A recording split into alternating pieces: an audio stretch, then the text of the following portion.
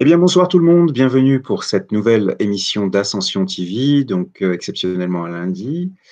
Ce soir, nous recevons donc Guillaume et Camilla, donc du CESAC, pour donc cette émission que personnellement j'attends depuis un long moment. Enfin évoquer ce sujet pour lequel j'avais contacté donc le CESAC et donc Guillaume et Camilla il y a déjà maintenant, ça devait être au mois de juin ou juillet, je ne sais plus quand est-ce qu'on a commencé à travailler sur le projet. Voilà, et donc je vous invite, que ce soit en direct ce soir ou au travers du replay, à accorder une grande attention à ce qui va être dit ce soir. Comme je l'ai déjà dit et répété ailleurs, c'est un sujet qui est méconnu, et qui mérite réellement notre attention, que ce soit par rapport à nos proches, que ce soit dans le cadre de des relations qu'on a avec, en tant que thérapeute avec nos clients ou nos patients, comme vous voulez les appeler, ou tout autre cadre en fait, puisque ça touche tout le monde potentiellement, etc. Bonsoir les amis, comment allez-vous? Bonsoir, très bien. Oui, On est ça content va. d'être avec vous ce soir, une fois de plus. D'arriver finalement dans le projet, dans l'objectif. On est allé un C'est peu ça. côté à côté pour pouvoir arriver là-bas. Mhm. Alors on va alerter les personnes qui nous découvrent, qui découvrent donc Camilla et Guillaume, que cette émission est donc la troisième d'un cycle. Et pour bien la comprendre, il faut impérativement donc regarder le documentaire dans le cadre des rencontres d'Ascension TV, Et la philosophie spirit et la médiumnité, et la première émission sur les clés. J'ai un trou de mémoire. Maîtriser sa médiumnité. 10 clés pour maîtriser Merci, sa médiumnité. Ouais. merci beaucoup. Voilà. Voilà. Pensez à intégrer ce que vous allez entendre ce soir dans un cadre plus large au travers donc, de ces deux vidéos. Je vous laisse la parole. on va commencer par la petite fiche que tu as dit là. Comment elle s'appelle déjà? C'est moi qui l'ai créée, je ne me rappelle plus. Un protocole énergétique pour le foyer.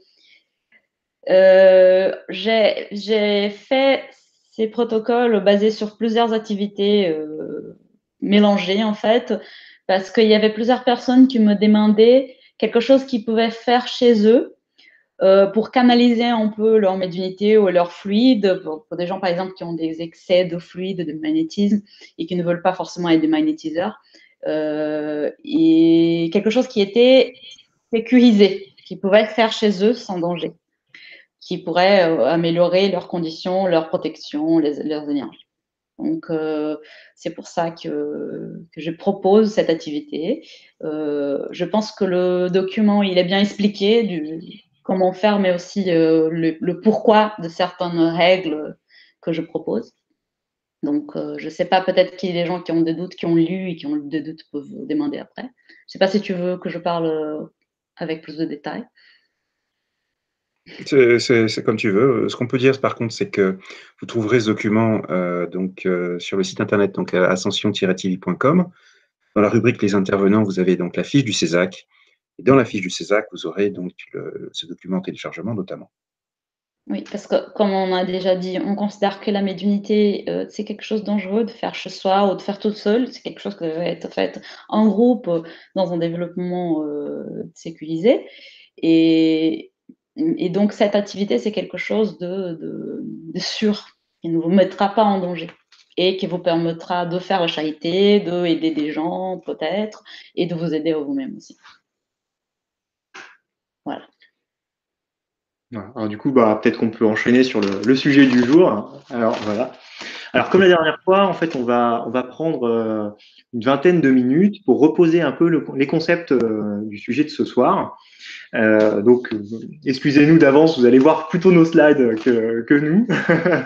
Voilà, c'est peut-être un peu moins humain, mais ça nous permet de vous partager un peu mieux les idées qu'on veut vous faire passer, et puis surtout de manière un peu plus structurée. Voilà. Donc ce soir, comme on vous disait, on va essayer de vous expliquer un petit peu qu'est-ce que l'influence et l'obsession spirituelle, qui est une extension, on va dire, un peu du phénomène de l'influence.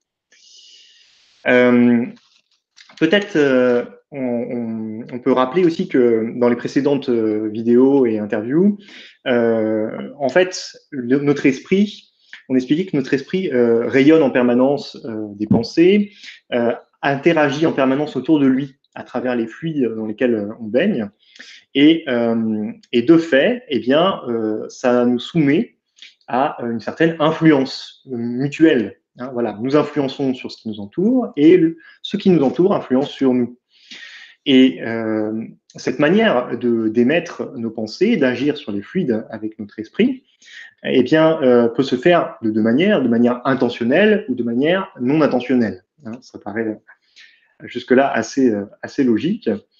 Et on va considérer que ces influences pourront être soit positives, soit négatives. Alors, on va préciser un petit peu après ce qu'on entend par positif et négatif. Et voilà, il y a des influences qui vont avoir une notion un peu plus harmonieuse que d'autres qui vont peut-être servir un peu plus nos intérêts que l'harmonie générale. Voilà, en très bien. Une autre chose aussi qu'on veut poser dès le départ, c'est le fait que les influences spirituelles, elles fonctionnent un peu dans tous les sens, hein. Comme on le disait, eh bien, tous les êtres vivants, et tous les êtres tout court, sont dotés d'un esprit plus ou moins évolué, plus ou moins développé en termes de capacité. Et du coup, on va tous interagir donc, dans cet environnement fluidique. De fait, qu'on soit incarné ou désincarné, ça n'a que peu d'impact, parce que à la base, nous sommes tous des esprits. Nous sommes tous d'un principe spirituel à l'origine. Et donc, même si on est incarné, eh bien, notre principe spirituel peut agir dans des domaines plus subtils que la matière, avec certaines contraintes, mais il peut le faire. Et les désincarnés, ils peuvent agir avec un peu plus de facilité. Donc, quand on va parler d'influence spirituelle, eh bien, on va pouvoir considérer des influences entre incarné et désincarné, incarné, incarné, désincarné, incarné, désincarné, désincarné. Mais tous les cas sont possibles. Voilà. Ça, c'est important aussi de le comprendre. C'est pas juste de l'influence d'un esprit désincarné qui veut certaines choses. On peut aussi le faire avec notre famille, nos voisins, nos amis. Ça rentre dans le cadre des choses de la vie normale, parce que les gens s'influencent par leurs actions, par leurs paroles, mais aussi par leurs pensées, par le fluide qu'ils sont capables de lâcher autour d'eux. Voilà. Donc, on va d'abord reprendre cette partie d'influence non intentionnelle. Hein. Donc, c'est ce que je disais, c'est qu'on baigne dans ces fluides d'origine diverses, d'incarnés, désincarnés. Et donc, automatiquement, nos corps spirituels vont être sensibles à ça. Hein. On va recevoir ces influences. Alors, ce qu'on expliquait aussi dans les anciennes vidéos, c'est que, en fait, on va recevoir cette influence, mais elle va être filtrée quand même, parce qu'on a différents corps spirituels. Et on va dire qu'un peu comme un poste de radio, bah, ils sont réglés pour recevoir certaines fréquences, voilà, certains types d'influences, plus facilement que d'autres. Et donc, eh bien, certaines influences vont toucher plus facilement notre être et nos vies, du coup. Indirectement. Oui. Pour ça. Alors, les influences intentionnelles. On va passer du coup sur les influences intentionnelles, et c'est là qu'on va essayer de distinguer ces influences positives et négatives, parce que elles vont nous amener sur le sujet de l'obsession. On aurait pu le faire aussi sur la partie non intentionnelle, mais c'était pas notre sujet de ce soir. Dans les influences intentionnelles positives, eh bien, on peut vous donner quelques exemples classiques. Par exemple, c'est un guide qui, par sa pensée, va essayer de nous transmettre une idée pour nous inspirer des bons conseils. Voilà. Il y a une action volontaire d'un esprit de nous transmettre une information par ces fluides qui nous environnent et de toucher notre être et l'influencer dans le bon sens. Et on va voir hein, que la particularité notamment de cette action-là, dans le cas du bon esprit, c'est qu'il y a toujours respect du libre arbitre. Et donc là, il ne s'imposerait pas.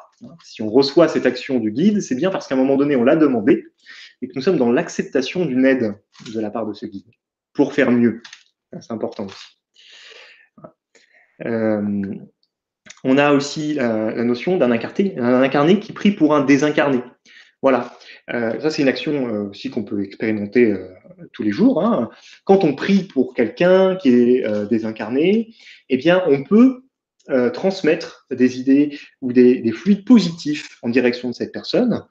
et ça peut la réconforter, ça peut l'aider, elle va y être sensible. Ça va peut-être l'influencer à changer d'avis, à se repentir si ce n'est pas le cas, à vouloir s'améliorer. Ce sont des influences positives. Et alors, on vous a donné un dernier cas qui finalement paraît complètement anodin, mais même banal, mais qui n'en est pas, enfin, qui est quand même pertinent parce que, voilà, quand on fait des actes bienveillants envers des incarnés, ou même quand on a des pensées bienveillantes envers des incarnés, nous avons une influence intentionnelle positive envers ces autres esprits incarnés. Et de fait, même en plus de l'acte et de la pensée qu'on avait, eh bien, notre esprit vibre d'une certaine manière et agit sur les fluides de manière positive. Et c'est comme ça qu'on peut aussi ressentir parfois cette enveloppe un peu bienveillante quand certaines personnes nous parlent, cette chaleur, cette présence. Voilà. Et bien, c'est parce qu'il y a cette influence qui va au-delà de l'acte ou de la simple pensée dans le cerveau de la personne à travers ces échanges de fluides dans le milieu spirituel. Voilà, en gros, pour les quelques exemples pour les influences intentionnelles positives, on voit bien que toujours, à la base, il y a un esprit qui veut agir sur un autre. Et là, dans ces influences positives, ce qu'on considère, c'est vraiment ces pensées de bienveillance pour permettre d'aider la personne dans la juste position, voilà, en respectant son libre arbitre. Et en sachant aussi que, comme on va parler tout à l'heure pour les influences intentionnelles négatives, la réception de ces influences ou de ces fluides, elle va être toujours filtrée. Si la personne n'est pas du tout dans la bonne affinité pour recevoir, souvent elle ne va pas recevoir. Elle ne va pas écouter les guides, elle ne va pas recevoir les bonnes énergies de la prière, elle ne va pas se sentir bien par la pensée que quelqu'un l'envoie. Ouais, ce que tu dis, c'est important parce que du coup, ça veut dire aussi que la volonté du récepteur, entre guillemets, de cette influence est importante. Il faut que la personne ait envie de recevoir aussi des pensées positives, et aussi envie de recevoir une action bénéfique pour qu'elle en bénéficie pleinement. Mais elle ne sera pas totalement inconsciente de ces fluides non plus. Ça va la toucher de certaines façons, mais elle va l'accepter ou la renvoyer, disons. Voilà. En fait, plus il y a d'acceptation dans cette influence positive, plus elle peut toucher au profondément. Et pour la négative aussi, d'ailleurs. Et la négative aussi, du coup, c'est ce qu'on va voir aussi un peu ce soir. Voilà. Donc ça nous amène sur l'influence intentionnelle négative. Alors on va utiliser des termes un peu génériques et peut-être un peu moches. on va essayer de trouver des termes pas trop, pour pas introduire trop de biais, parce qu'on pourrait pas en parler de victimes et de bourreaux ou de choses comme ça, mais là on tombe dans des problématiques psychologiques qui nous posent problème. Voilà, donc on a essayé de prendre des termes les plus neutres possibles. Et donc ça sera agent et cible. Voilà, ça c'est. Voilà. Mais du coup, on va partir du principe que nous avons un esprit qui a une influence intentionnelle, qu'on va appeler l'agent, et qui va chercher à atteindre un autre esprit qui va être appelé la cible. Cet agent, eh bien, consciemment, va chercher à obtenir quelque chose dans son intérêt, voilà, en manipulant le libre arbitre de cette cible. Et donc, l'idée, c'est que comme à la base, on ne veut pas forcément faire la chose qu'il nous demande, il va devoir chercher, et il va chercher surtout des affinités, des petits points d'accroche pour commencer à créer un lien avec vous. Voilà. Trouver des affinités, des petites choses dans lesquelles vous allez vous retrouver, en quelque sorte. Pour qu'elle puisse contourner cette question de libre arbitre. Voilà. Et là, on voit bien que, vous voyez, il y a quand même, il y a vraiment cette notion de manipulation très forte parce que l'esprit, cet agent, pour pouvoir agir sur vous, va être obligé, plus ou moins, de ne pas se révéler complètement, de révéler complètement ses intentions, parfois. Parfois, parce que parfois, ça peut être très clair, parce que pour utilisant la peur, par exemple. Oui, c'est vrai, en utilisant volontairement la peur, il ne va pas manipuler votre libre arbitre, mais il va manipuler vos énergies. Parce que du coup, si vous vous laissez porter par cette peur-là, par une énergie très négative, ça va renforcer son action. Ouais. Parce que lui, il agit dans l'énergie négative. Alors, en tout cas, ce qui est sûr, c'est qu'il cherche à obtenir quelque chose de vous, que ce soit un objectif partagé ou un objectif qu'il ne vous révèle pas tout de suite. Voilà. Alors, quand il y a ce genre d'influence qui se passe autour de soi, ça nous arrive en réalité bien plus souvent qu'on imagine, hein, parce que on sait qu'il y a une multitude d'esprits autour de nous qui voilà, n'ont peut-être pas toujours compris encore le sens de cette nouvelle vie du côté du monde spirituel. Et donc, eh bien, ils vont essayer hein, sur différentes personnes. Voilà. Il y a des personnes qui directement vont fermer la porte. Alors, comment on ferme la porte? Ben, c'est simple. Hein. En fait, on rentre. C'est simple, entre guillemets. En théorie, c'est simple.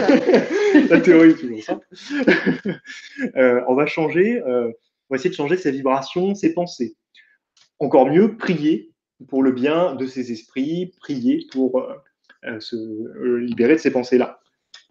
Et donc, dans ce cas-là, en fait, on va considérer qu'on a reçu, en quelque sorte, une pression psychique.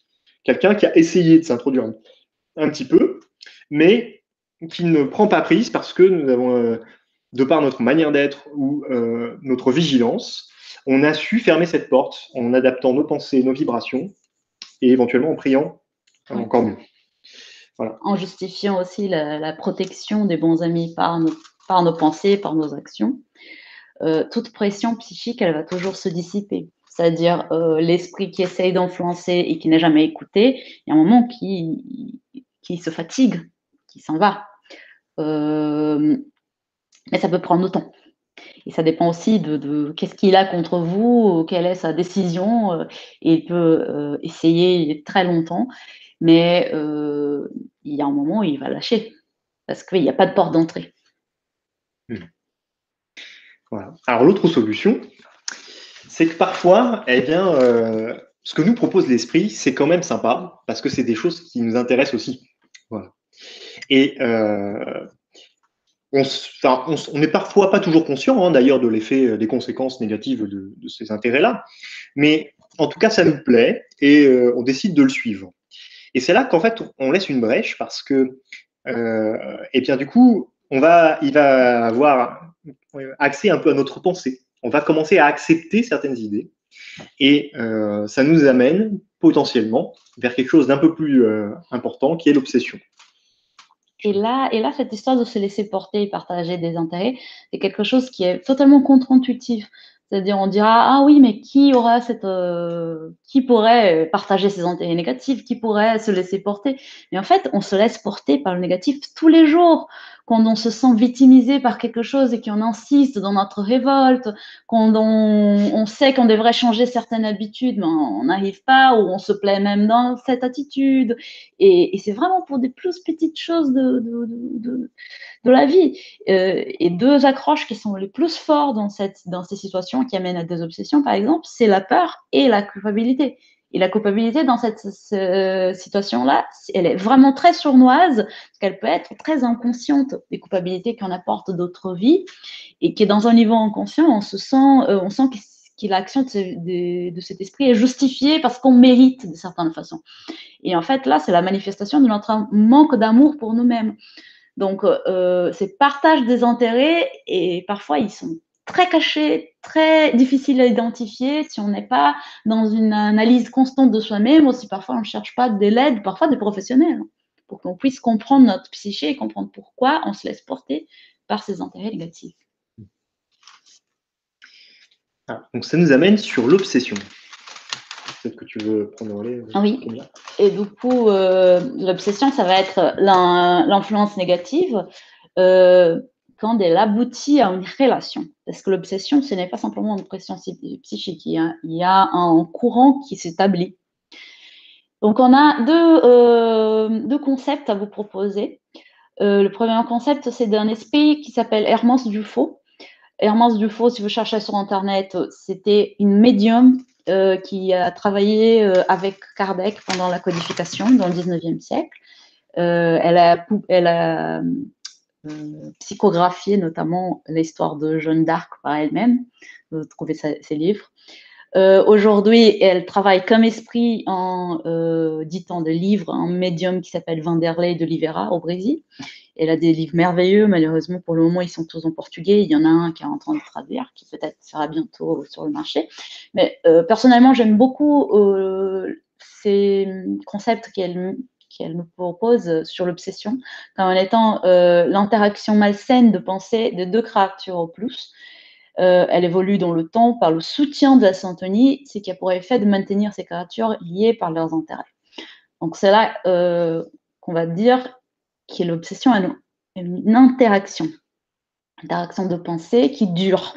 Donc il y a un esprit, parfois c'est un être incarné, hein. Il y a quelqu'un qui a une intention de faire du mal, qui va établir une interaction avec la personne qui veut faire du mal, et cette personne se laisse rentrer dans cette interaction parce qu'elle a un intérêt là, un intérêt qui parfois est vraiment très contre-intuitif, très difficile de identifier. Alain Kardec, dans le livre de Médium, il va nous dire aussi un concept qui est très important, que l'obsession n'a jamais lieu par des esprits inférieurs qui cherchent à dominer. Les bons esprits ne font éprouver aucune contrainte. Ils conseillent, combattent l'influence de mauvais, et s'ils ne sont pas écoutés, ils se retirent. Les mauvais, au contraire, s'attachent à ceux sur lesquels ils trouvent prise. Donc encore ce concept de prise. Il n'y a jamais des relations spirituelles qui se réalisent, qui se font, sans avoir ce concept d'affinité, de prise, de syntonie.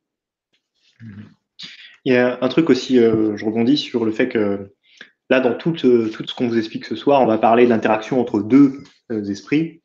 Mais comme le souligne là l'esprit Hermance Dufaux, en réalité, ça peut se propager à plusieurs. On peut trouver ça dans un système plus complexe encore que juste deux esprits. Oui. Voilà. On reste sur un cas simple, on va dire. Oui.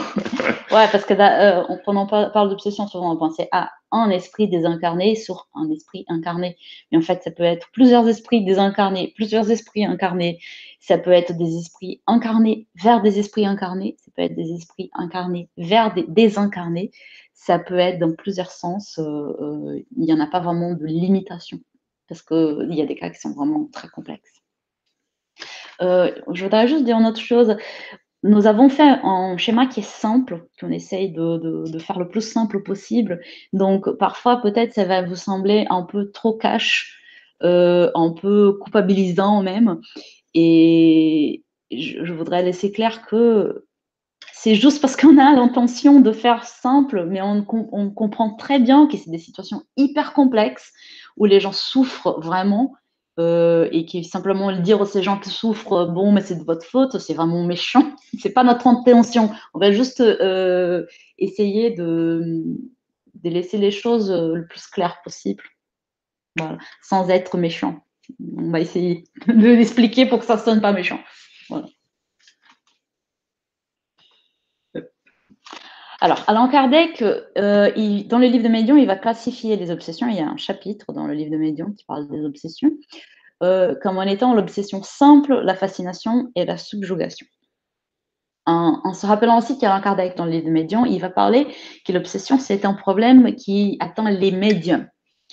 Or, nous avons déjà parlé dans des autres émissions, qui finalement, des médiums, en principe, nous sommes tous, parce que nous sommes tous capables de sentir des influences énergétiques et vibratoires des esprits incarnés et désincarnés qui sont autour de nous. Donc, il y en a des obsessions et des obsessions. C'est-à-dire tout le monde est plus ou moins sensible. Après, les médiums, bien sûr, vont le sentir plus, parce qu'ils sont capables d'avoir des perceptions plus poussées. Donc, on va rentrer un peu dans chaque catégorie. Alors, on va reprendre Hermance Dufaux, parce que dans un chapitre de ses livres qu'on a dit avant, elle va parler vraiment d'étape à étape de comment une liaison obsessive s'établit. Donc, elle va parler d'une première étape qui est une étape de pression psychique, où il y a une intention de l'agent obsesseur de établir cette liaison avec nous. Et du coup, il va chercher des éléments de syntonie pour activer sur nous. Donc, il va nous observer notre comportement, observer nos pensées, dans la limite ce qu'il est capable d'observer de nos pensées. Ce n'est pas tous les esprits qui arrivent à lire notre pensée, mais il va quand même sentir notre syntonie, parce que même s'il ne peut pas lire notre pensée, il peut sentir quelle est notre syntonie.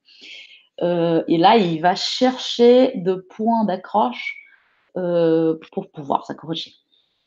Donc, s'il trouve de points d'accroche, qu'on se laisse aller dans cette accroche, on arrive en étape 2 qui est l'obsession simple, comme Kardec va dire, où l'agent va envahir les limites psychologiques et émotionnelles de la cible avec une permission consciente ou non de cette personne.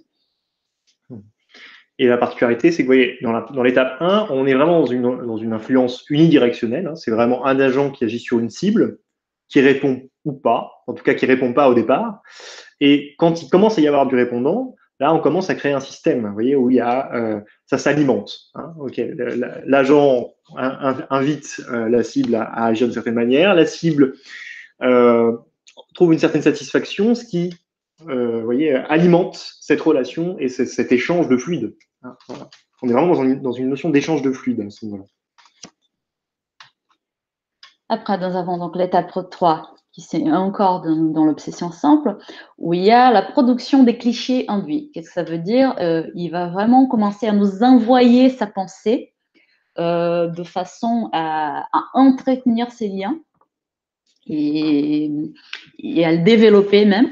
Et donc, dans la cible, il va y avoir une assimilation des idées intruses et des conflits internes. C'est-à-dire, il va nous envoyer des idées qui vont contre notre intérêt, c'est clair, et des conflits vont commencer à apparaître. Des conflits qui peuvent être du genre, qu'est-ce que c'est que cette idée, ça ne me va pas, mais pourquoi je suis en train de l'accepter, ou pourquoi je suis en train de penser à ça, ou juste des choses qui vont apparaître. Par exemple, on va se rappeler des moments de notre vie difficiles, on va commencer à penser à des problèmes de conscience qui n'étaient pas résolus.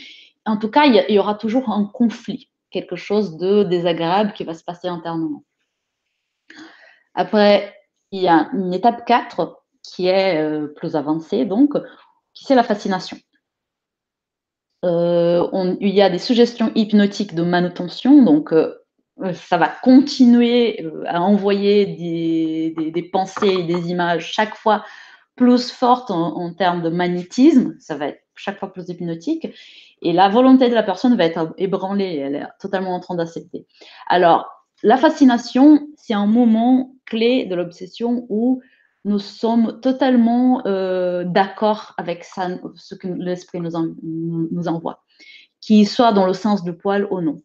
La fascination qui est dans le sens du poil, qu'est-ce que ça veut dire? C'est l'esprit qui va nous dire, mais oui, vous êtes le meilleur, ce que vous faites, personne ne vous comprend parce que vous êtes le meilleur de tous, tu vois, et ces gens, ils ne comprennent pas la valeur que vous avez. Dans le clair objectif de nous éloigner des gens qui pourraient nous laisser comprendre qu'il y a un problème, qu'on devrait se questionner. Donc, ils vont agir dans notre vanité, dans notre orgueil, et on va être très content d'écouter tout ça parce que c'est notre vanité, notre orgueil, elle est bien en nous, hein, et on l'écoute. Mais ça peut être aussi négativement, un esprit qui va nous dire tout le temps qu'on est le pire, qu'on est horrible, que de toute façon on ne vaut rien.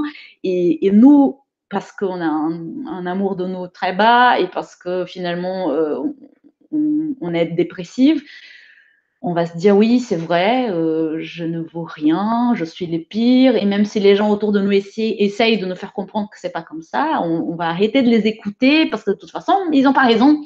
C'est toi qui as raison, tu es le pire et tu es d'accord avec ces idées qui sont dans ta tête, même si tu es pas conscient qu'il y a quelqu'un qui est en train de le renforcer en toi.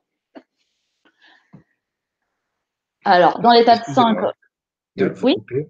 Vous pouvez revenir sur suggestion hypnotique de manutention, je n'ai pas bien compris ce que ça veut dire. Ça veut dire que l'obsesseur, il comprend déjà exactement quelles sont les idées qui marchent. Il va être constamment en train de les suggérer de façon hypnotique par le magnétisme. Alors que dans l'étape avant, c'est presque ça aussi. Hein. Il va produire des images surtout. Il va lancer un tas de choses pour tester tes limites jusqu'à ce qu'il trouve exactement ce qui va. Et là, il va à fond. Je pense que tu vois, la subtilité, c'est que quand tu es encore dans l'obsession simple, tu arrives à faire des coupures, tu vois, des transitions où tu arrives à lâcher un petit peu cette syntonie avec l'esprit. tu arrives à passer à d'autres choses. Comme il y a du conflit, tu arrives encore à voir que ces images qui viennent dans ta tête, qui ces pensées, il y en a quelque chose qui cloche quand même, tu vois. Pourquoi je suis en train de penser à ça? Et donc, dans la fascination, comme il y a ce côté manutention, tu vois, c'est-à-dire qu'il essaie de maintenir en permanence un minimum de niveau hypnotique, tu vois, pour que tu sois en permanence sous ce joug-là. Et donc, que tu n'aies plus vraiment ces conflits, cette manière d'avoir un regard critique sur ce qui est en train de se passer. Oui. C'est pour ça que la volonté est ébranlée. Il n'y a plus de vision critique possible. Ok. Très bien, merci. De rien. Alors, dans l'étape suivante de la fascination, ce qu'on va appeler les implantations énergétiques. Qu'est-ce que ça veut dire? Ça veut dire que la liaison de pensée qu'il a établie avec nous, elle est tellement forte que ça va créer de liens magnétiques, énergétiques avec notre corps spirituel. C'est comme des filaments, comme de petits tentacules s'établissent, voilà, dans notre réseau énergétique. Et de notre part, il va avoir une adhésion intentionnelle par le sentiment, c'est-à-dire c'est pas que nos idées dans ce moment, c'est toute notre être qui vibre avec ces idées. Alors, dans une étape, toutes les obsessions ne suivent pas toutes ces étapes. Hein. Il y en a qui s'arrêtent dans l'obsession simple parce que ils n'arrivent pas à la personne résiste, disons. Même si elle n'arrive pas, parfois ça va un peu avant, ça revient parce que la personne résiste. Après, la personne passe par des étapes, des périodes de sa vie où c'est plus dur, donc elle se laisse plus aller. Ça peut varier. Alors, l'étape 6, c'est ce que Kardec va définir comme subjugation. C'est des étapes assez graves où il y a une sophistication de la domination.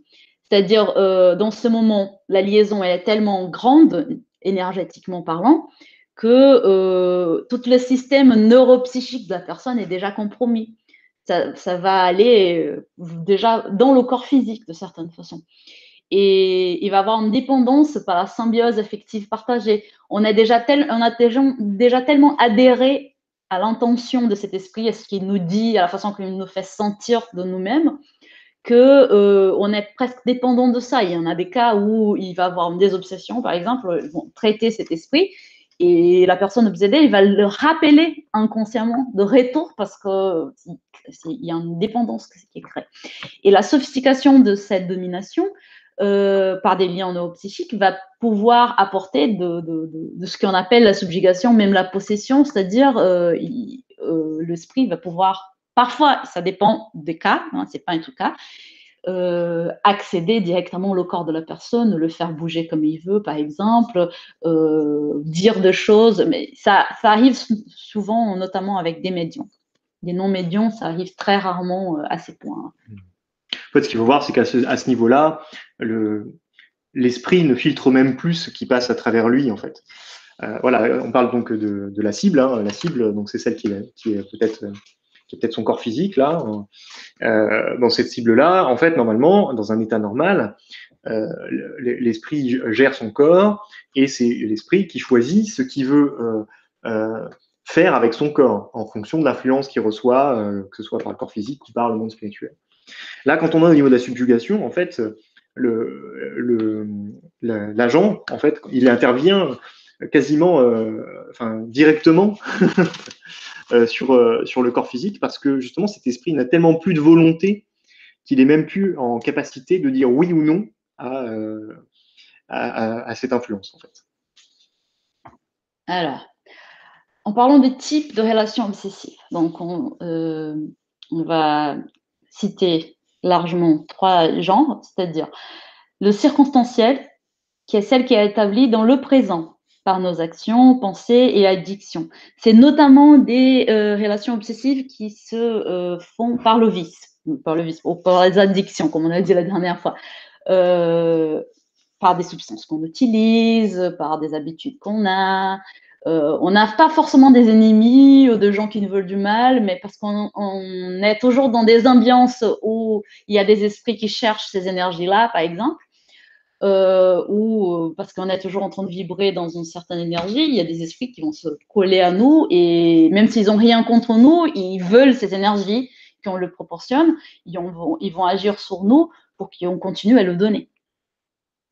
Après, il y a les liaisons karmiques, qui sont celles qui sont données à cause de liaisons de notre passé conflictuel. Donc vraiment, c'est des ennemis de passé qui viennent nous chercher, qui nous identifient parce qu'on continue à vibrer de la même façon qu'on vibrait dans le passé, ou qui arrivent à nous trouver dans un moment donné de notre vie parce qu'on passe par une situation où des sentiments de passé remontent. On a, par exemple, réussi toute notre vie à rester plus ou moins calme, mais il y a un moment où on se laisse porter et on devient très agressif, très violent. Et là, ils nous trouvent parce qu'il y a ces liens énergétiques qui sautent. Et du coup, ils ont quelque chose contre nous. Ils ont des accusations, on nous a fait quelque chose. Et là, il y en a toujours une raison. C'est-à-dire, ils ne viennent pas nous chercher pour rien. Quelque chose on a fait, même s'ils n'ont pas raison de vouloir faire la justice avec ses propres mains. Et il y en a des relations obsessives dites professionnelles, c'est-à-dire des esprits mandatés, pas directement liés à nous ou à nos intérêts, mais qui ont été payés par un incarné, parfois par comment on appelle ça, des rebooters? Non. Oui, enfin, en tout cas, des gens qui utilisent à un moment donné. De sorciers, des gens qui se relationnent avec ces genres d'esprits de vraiment basse énergie et qui peuvent faire ces genres de choses. Mais parfois par des désincarnés, hein, parce que dans le monde spirituel, il y a quand même des organisations dédiées à ça. Et donc, une liaison karmique, par exemple, qui essaye de vous attendre et qui ne réussit pas trop, ou ne réussit pas comme il voulait, il pourrait payer quelqu'un dans le monde spirituel, quelqu'un qui est qui sait comment les choses marchent, qui sait quoi faire, pour faire pour lui. Voilà. Ouais, et là, dans ce cas précis, ce qui les intéresse, c'est purement les fluides que vous allez générer par vos actions et vos pensées, en fait. Oui. Finalement, vous, votre vie, ils s'en fichent complètement. Ce qui est important, c'est ces fluides, parce qu'ils, je sais pas, ils en font des choses de leur côté, pour d'autres actions qui sont probablement pas tout aussi peu recommandées. Et voilà, et c'est presque un peu comme de l'élevage, mais c'est pas loin. Mais parfois, ces esprits mandatés, ils sont même pas là parce qu'ils veulent. Parfois, ils sont esclaves d'autres esprits qui l'utilisent.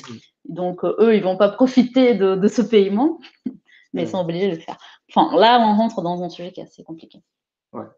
Ça pour dire que le type de relation est vraiment très varié et que c'est pas toujours parce que quelqu'un nous en veut ou parce qu'on a été horrible dans une vie passée. Voilà, il y a des choses qui peuvent être très très simples, mais surtout dans le cas du circonstanciel. Hein, voilà, en changeant simplement nos petites habitudes du quotidien, et ben ça peut déjà probablement nous libérer de beaucoup de choses qui nous embêtaient peut-être jusque-là. Parce qu'il y a, par exemple, prenons des sujets simples, par exemple le cigarette, l'alcool. On va toujours avoir des compagnies circonstancielles quand on utilise des substances. Parfois, c'est juste des compagnies qui viennent et vont. Parfois, ils restent parce qu'ils se disent « Ah, ici, il y en a quelqu'un qui boit tous les jours, donc tous les jours, j'aurai un apport, donc je m'accroche à celui-ci. » Et si quelqu'un essaye de le faire arrêter, ben, moi, je vais le convaincre qu'il faut qu'il plutôt il s'éloigne de cette personne qu'il arrête, par exemple. Et il y en a quand même un cas spécial quand on parle d'obsession, qui c'est l'auto-obsession, qui c'est un conflit interne qui s'auto-entretient, donc des idées en boucle. On pourrait parler par exemple des dissociations entre croyances limitantes et nos aspirations, des passions déchaînées, non éduquées qui nous font rester en circuit fermé, par exemple d'obsession pour quelqu'un, parce qu'on veut lui, qu'est lui. Et si lui, il ne me veut pas, je vais le forcer. Je ne pense qu'à ça. Ça, c'est du domaine de la psychologie, certes, mais aussi spirituel. Parce que notre pensée, tout notre être va commencer à entrer dans ces systèmes de boucle et on n'a pas besoin d'autres esprits pour nous mettre dans des états horribles. On peut le faire tout de même. Le problème aussi de l'auto-obsession, c'est qu'elle peut être exploitée par des esprits obsesseurs. Parce qu'on est déjà dans un processus obsessif en nous-mêmes, on est dans un état vibratoire qui permet l'action directe d'un esprit qui veut nous faire du mal. Et après, si on n'a pas des esprits qui veulent nous faire du mal directement, on peut quand même s'intoniser avec des esprits souffrants qui vont finir pour exercer une pression psychique supplémentaire qui va empirer notre état d'auto-obsession. Alors, on vous parle de tout ça, il y en a quand même un espoir, hein. Tout n'est pas noir. Donc, la résolution de l'obsession, elle passe toujours par le changement de l'obsédé. Parce qu'une intervention directe sur l'obsesseur n'est qu'un palliatif temporaire si l'obsédé ne change pas. On dit toujours dans les cours de développement spirit que on peut chasser les mouches, mais si on ne couvre pas la viande, d'autres mouches viendront. Donc, l'obsédé, il faut qu'il change cette vibration qui est en train de faire connexion avec les vibrations négatives. Alors, plus l'obsession est avancée, plus l'intervention doit être multidisciplinaire, c'est-à-dire spirituelle, énergétique, psychologique, voire médicale. Parce que c'est vrai que quand on a une obsession avancée, par exemple une fascination avancée, une subjugation, on a déjà, c'est très dur pour l'obsédé de faire sa volonté marcher et de changer ses habitudes, ses pensées. Parfois, il a besoin, même d'un médicament, qui puisse l'aider à gérer ses pensées. Il a besoin, par exemple, quelque chose qui aide beaucoup dans l'obsession, c'est le traitement énergétique, de magnétisme, de passe magnétique, de l'action magnétique en général, qui va perturber ces liens magnétiques qui est l'obsesseur a, et de redonner à la personne une espèce de respiration pour qu'elle puisse se reprendre et changer. Par exemple, faire une thérapie avec un psy pour pouvoir trouver ces mécanismes cachés qui nous font rester toujours dans des énergies négatives, de pensées négatives. Donc, un exemple personnel, par exemple, je suis quelqu'un qui est toujours dans l'irritation et je sais que cette irritation m'ouvre la porte souvent pour des obsessions. Et je suis en train de voir avec mon psy où est-ce qu'elle est la racine de ces irritations pour que je puisse vraiment travailler ça de la racine et plus donner des portes à ouvrir. Donc, on va traiter par plusieurs portes d'entrée, mais c'est toujours l'obsédé qui doit traiter son bout. Parce que si lui, il ferme la porte de son côté, l'obsesseur, il va pouvoir faire tout ce qu'il veut et il n'arrivera pas. Alors que si on ne ferme pas la porte de notre côté, ok, un obsesseur karmique peut être traité par un groupe médiumnique, par exemple, mais la porte sera toujours ouverte. Où il y a de déséquilibres, d'autres déséquilibres vont trouver une façon de le trouver. On raconte, ça peut peut-être faire peur, c'est pas le but, hein, mais en tout cas, on peut se poser la question de la bonté de Dieu quand on voit ce genre de choses. Et, ce qu'il faut se dire, c'est que déjà, c'est juste un cas extrême d'une mauvaise utilisation, on va dire, de nos capacités. Hein, voilà. On peut mal se servir d'un outil et effectivement, si on l'utilise mal, peut-être qu'on se fera mal. Hein. Il était peut-être pas fait pour l'utilisation qu'on en avait. Donc voilà. Excuse-moi, Guillaume. Ouais. Excuse-moi de te couper dans ta lancée. On ne voit plus du tout le PowerPoint. Est-ce que c'est normal? Non, pas du tout. Attends, on va essayer de. Ça marche ton chargeur là? Je vais recommencer. Ça charge ton truc? Parce que ça devient en jaune. Ouais, si, c'est bon, mais c'est. Tu le vois là? Non, je vois. Alors moi, j'espère que c'est que moi, mais juste une partie de votre logo. Et... Ah. Il y a une coupure. Je réessaye. Ah oui, c'est marrant parce que tu vois pas notre vidéo non plus. Oui, c'est exact. J'aurais dû le dire. Je vais en profiter. Ça marche plus, je sais pas pourquoi. Alors, je vais le récupérer. Tu crois que je peux recharger la page ou... Ouais. Ou sinon, je vais l'afficher. On coupe. Non, il faut pas que tu affiches parce qu'on a changé. Ah oui, d'accord. Ah ouais. On coupe l'appel. Attends, je recharge. Oui, on peut faire ça, oui, vas-y.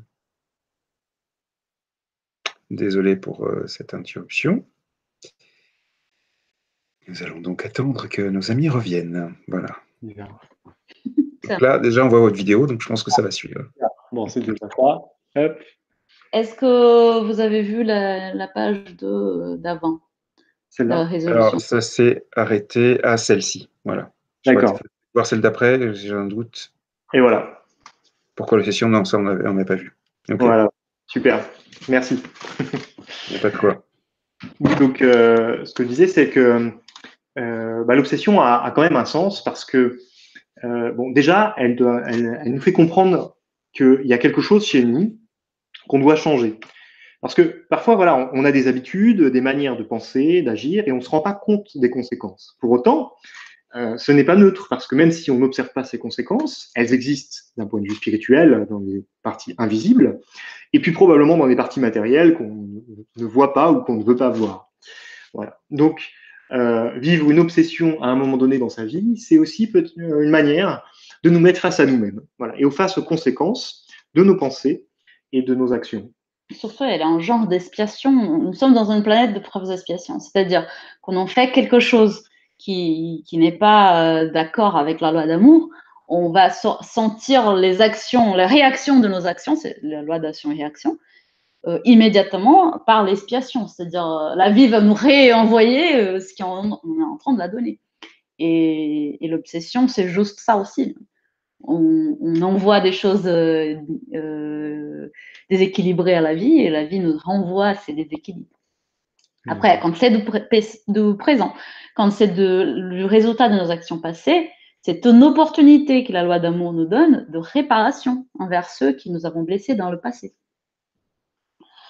Alors, il y a aussi ces côtés apprentissage sur nous-mêmes dont Guillaume parlait, fondamental pour notre évolution.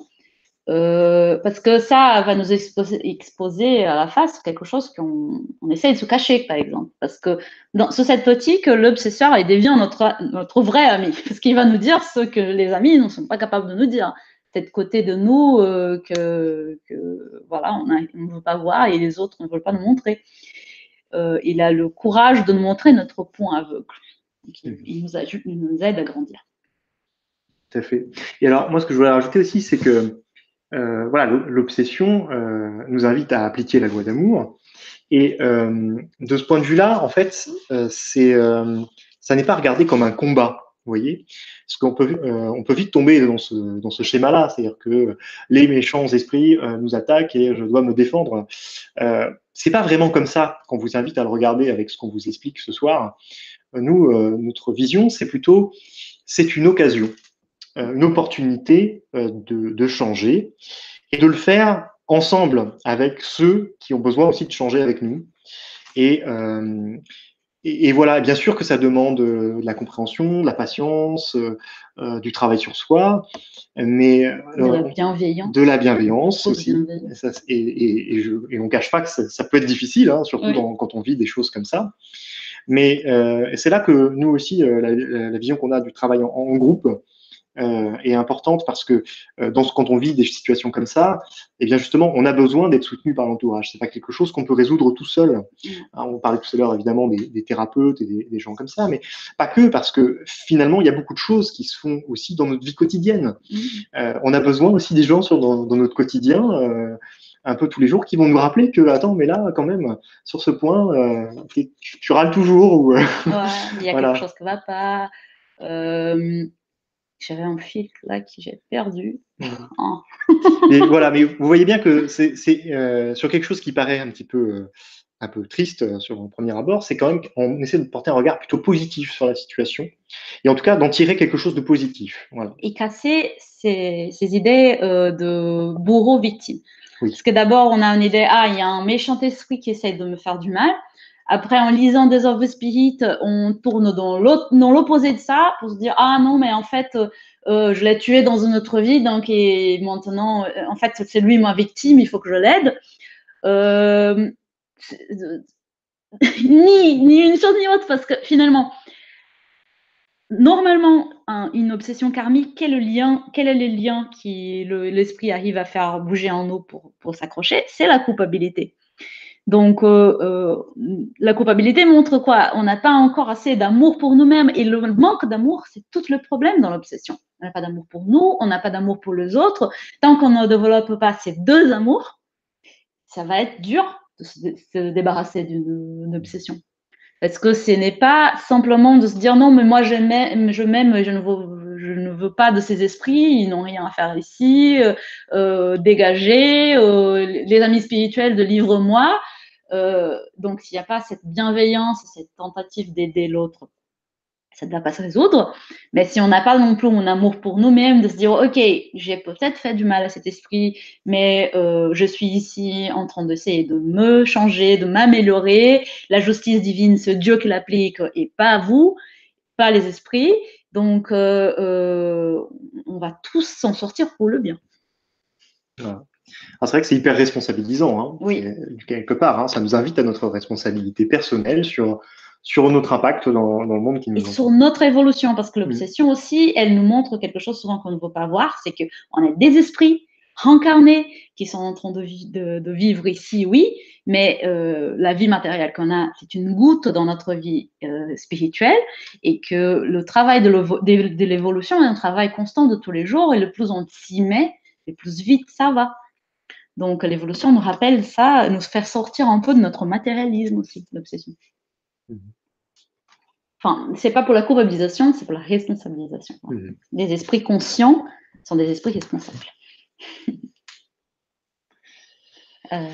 Alors, pour en finir, on vous indique... Sur la première partie, en tout cas.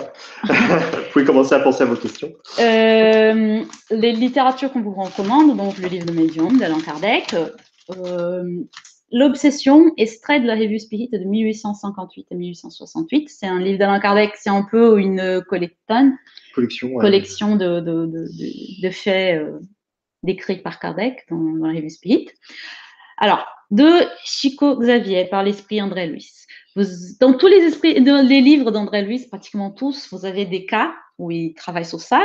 On vous indique notamment ces 4 livres, Missionnaire de la Lumière, Action, Réaction, Libération et dans le domaine de la médiumnité, où il y a beaucoup d'études des cas là-dedans. Donc, vous pouvez comprendre très bien les enjeux. Il y en a Aux frontières de la folie de Divaldo, l'esprit Manuel Philomène de Miranda. Ça, vous n'allez pas trouver sur Internet. On a en vente au Césac, mais je pense qu'ils sont Internet, il n'y a pas. Ouais. Il y en a Chronique d'un centre spirit par Emmanuel Cristiano, par l'esprit Nora, qui est un livre très intéressant, qui raconte en fait une obsession pas faite sur une personne spécifiquement, mais sur un centre spirit pour qu'il puisse fermer ses portes. En attaque spirituelle. Ça, c'est pour votre littérature personnelle. Personnelle, voilà.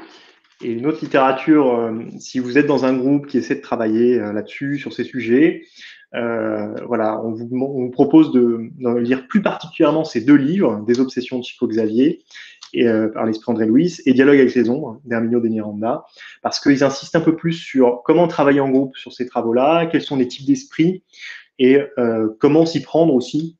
Si vous êtes en groupe, si vous voulez faire de la désobsession, ne faites pas avant de lire ces livres, s'il vous plaît.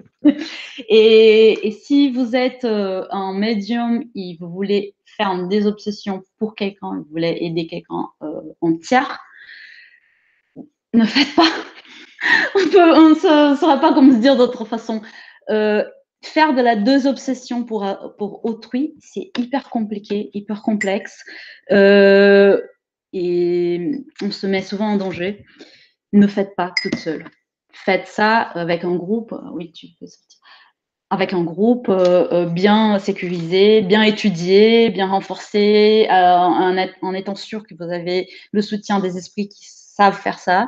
Parce que la désobsession, c'est quelque chose que la personne doit traiter pour soi-même avec l'aide des autres. Mais moi, me mettre dans le processus obsessif d'un tiers, c'est une autre histoire, complètement différente. C'est notre responsabilité, un autre enjeu. Et voilà. Voilà, du coup, si vous avez des questions, alors on est peut-être allé un peu vite, hein, donc si vous voulez revenir sur des points, n'hésitez pas. On a survolé un peu aussi, hein, donc s'il y a des points où vous voulez qu'on creuse un peu plus. C'est un sujet hyper complexe. Ouais. C'est sûr qu'on ne pourra pas tout traiter dans une émission. Pour vous dire, au Césac, le Césac existe depuis 30-40 ans. Aujourd'hui, on n'a pas encore vraiment de groupe de désobsession. On fait des groupes où on travaille avec des esprits souffrants.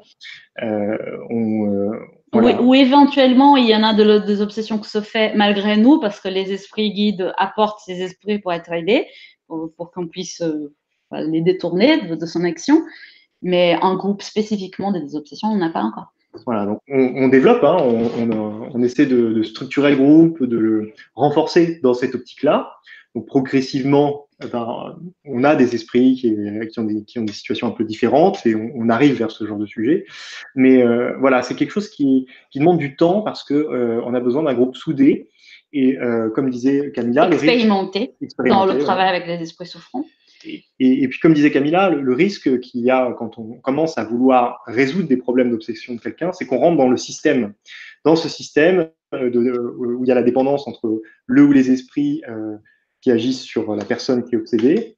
Et bien sûr, de fait, on dérange à un moment donné parce qu'on essaie d'enlever un équilibre qui plaisait à tout le monde dans l'histoire. Même si c'est contre-intuitif, a priori, ça ne plaît pas à l'obsédé. Voilà. Mais... Et donc ça nécessite du coup aux personnes qui font la désobsession, qui travaillent avec ça, d'être solides aussi parce qu'ils vont aussi subir une influence spirituelle plus ténue pour leur faire arrêter leur travail. Il y a aussi des questions de libre-arbitre. On ne se mêle pas de libre-arbitre de gens en clos. Donc c'est assez complexe comme situation. Voilà. Ok. Tu as l'air un peu dégoûté. Dégoûté? Dégoûté? Non, en fait, je suis en train de lire le chat pour s'y trouver une question, ce que j'ai trouvé. C'était comme ça, je ne sais pas comment. Alors, juste un petit point. On avait évoqué le mot vice, on pourrait évoquer ce soir le mot expiation, et une connotation extrêmement lourde. Ouais. Ce ne sera pas forcément bien compris. Je pense que voilà, il faut le voir dans le sens large. Voilà. Oui. Excusez-nous des termes parfois parce que en fait on est un peu formaté par la littérature ancienne parfois et puis en plus par exemple pour le cas des vices c'est vrai que il y a beaucoup de littérature brésilienne et puis en plus plusieurs personnes d'entre nous au CESAC sont brésiliens et apparemment vice et addiction c'est le même mot en portugais si je me trompe pas. Ça veut dire exactement la même chose. Voilà, il n'y a pas de subtilité comme nous en français, donc parfois, bon, nous on se comprend, mais désolé. Il faut qu'on fasse un effort quand on parle en public.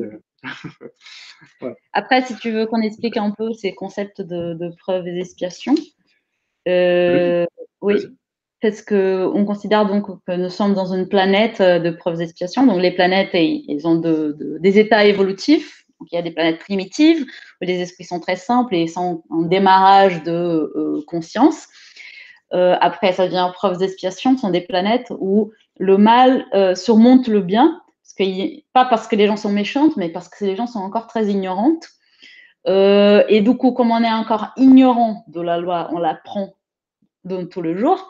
Il y en a cette action et réaction qui est immédiate. Et l'expiation, c'est ça. Je donne un coup contre le mur, je saigne de poing. C'est la conséquence immédiate qui nous fait penser, qui sert à nous faire penser.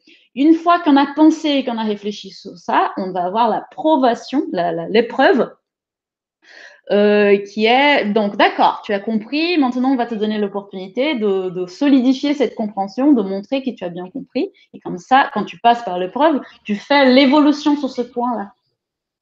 Et si tu ne passes pas par l'épreuve, elle va revenir jusqu'à ce que tu as solidifié ce point évolutif. Voilà. C'est plus une mise en œuvre de la loi d'action, de cause à effet. Causalité, oui.